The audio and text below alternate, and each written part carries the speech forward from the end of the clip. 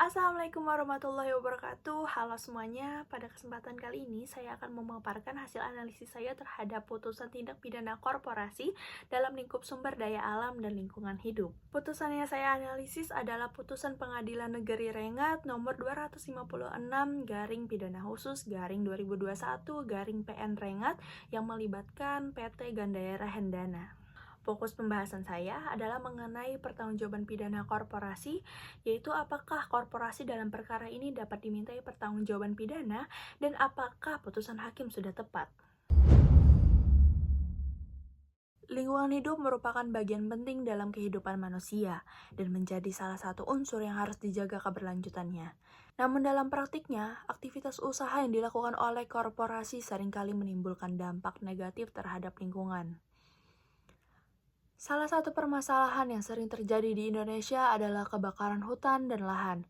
Kebakaran tersebut tidak hanya menyebabkan kerusakan lingkungan, tetapi juga menimbulkan pencemaran udara, gangguan kesehatan masyarakat, kerugian ekonomi, serta hilangnya keanekaragaman hayati. Untuk mengatasi permasalahan tersebut, Indonesia telah mengatur pertanggungjawaban pidana korporasi melalui Undang-Undang Nomor 32 Tahun 2009 tentang Perlindungan dan Pengelolaan Lingkungan Hidup. Melalui undang-undang tersebut, korporasi dapat dipidana apabila terbukti melakukan tindak pidana lingkungan hidup. Salah satu contoh penerapannya adalah kasus PT Gandaira Hendana yang akan saya bahas dalam video ini. Objek kajian pada video ini adalah putusan Pengadilan Negeri Rengat nomor 256 garing pidana khusus garing 2021 garing PN Rengat. Perusahaan ini didakwa melakukan tindak pidana lingkungan hidup berdasarkan pasal 98 Undang-Undang Nomor 32 Tahun 2009 tentang Perlindungan dan Pengelolaan Lingkungan Hidup. Kasus ini bermula pada bulan September tahun 2019. Pada saat itu terjadi kebakaran lahan di area hak guna usaha atau HGU milik PT Gandaira Hendana yang berlokasi di Desa Seluti, Kecamatan Lirik, Kabupaten Indragiri Hulu, Provinsi Riau. Luas lahan yang terbakar mencapai sekitar 580 hektar dan kebakaran berlangsung selama kurang lebih 21 hari. Akibat kebakaran tersebut terjadi kerusakan lingkungan yang cukup luas serta menimbulkan pencemaran udara akibat asap yang dihasilkan. Berdasarkan hasil penyelidikan, diketahui bahwa lokasi kebakaran berada di wilayah konsesi perusahaan. Selain itu ditemukan fakta bahwa perusahaan tidak memiliki sistem pencegahan dan pengendalian kebakaran yang memadai. Sarana dan prasarana penanggulangan kebakaran juga dinilai tidak mencukupi sehingga api sulit dikendalikan dan terus meluas. Perusahaan juga dianggap tidak melakukan pengawasan secara optimal terhadap area perkebunannya. Atas dasar fakta-fakta tersebut, Jaksa Penuntut Umum menilai bahwa PT Gandaira Hendana telah melakukan tindak pidana lingkungan hidup dan kemudian mengajukan perkara tersebut ke Pengadilan Negeri Rengat. Setelah memeriksa alat bukti, keterangan saksi, dan keterangan ahli, Majelis Hakim menyatakan bahwa PT Gandaira Hendana terbukti bersalah melakukan tindak pidana lingkungan hidup.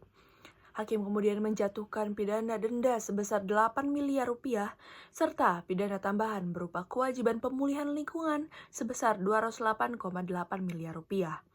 Putusan ini menunjukkan bahwa hakim tidak hanya berorientasi pada penghukuman, tetapi juga pada pemulihan kerusakan lingkungan yang telah terjadi.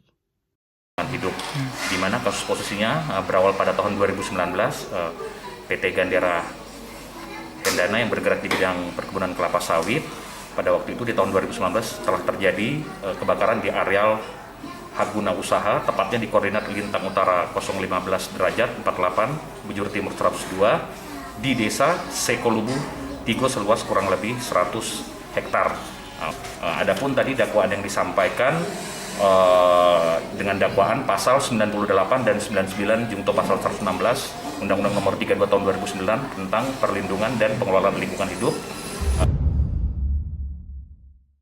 Berdasarkan pasal 116 Undang-Undang Nomor 32 Tahun 2009 serta Peraturan Mahkamah Agung Nomor 13 Tahun 2016, korporasi dapat menjadi pelaku tindak pidana. Dengan demikian, PT Gandaira Hendana dapat dimintai pertanggungjawaban atas peristiwa yang terjadi dalam area usahanya. Dalam hukum pidana korporasi, kesalahan tidak selalu harus dibuktikan melalui perintah langsung dari direksi. Kesalahan dapat dilihat dari kebijakan perusahaan, lemahnya pengawasan, atau kegagalan perusahaan dalam mencegah terjadinya tindak pidana. Dalam perkara ini, hakim menemukan bahwa perusahaan tidak menjalankan kewajiban pencegahan kebakaran secara maksimal. Perusahaan juga tidak memiliki sarana pengendalian kebakaran yang memadai serta tidak melakukan pengawasan yang efektif. Oleh karena itu, unsur kesalahan korporasi menurut saya telah terpenuhi. Hakim menjatuhkan pidana denda dan kewajiban pemulihan lingkungan.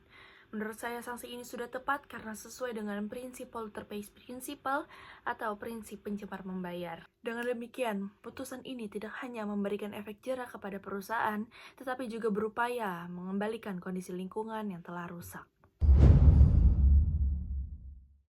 Menurut saya, putusan Pengadilan Negeri Rengat nomor 256/Pidana Khusus/2021/PN Rengat sudah tepat dalam menerapkan pertanggungjawaban pidana korporasi.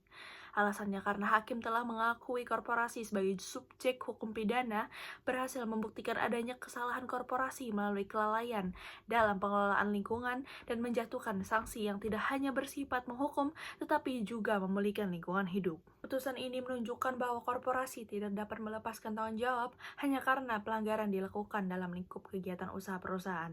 Sebaliknya, korporasi tetap memiliki kewajiban untuk memastikan bahwa seluruh aktivitas usahanya tidak menimbulkan kerusakan lingkungan. Dapat disimpulkan bahwa PT Gandaira Hendana dapat dimintai pertanggungjawaban pidana karena kebakaran terjadi dalam area hak guna usaha yang berada di bawah pengelolaan perusahaan.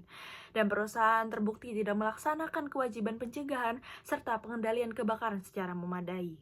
Menurut saya, putusan Pengadilan Negeri Rengat nomor 256/Pidana Khusus/2021/PN Rengat sudah sesuai dengan prinsip pertanggungjawaban pidana korporasi dan tujuan perlindungan lingkungan hidup sebagaimana diatur dalam Undang-Undang Nomor 32 Tahun 2009.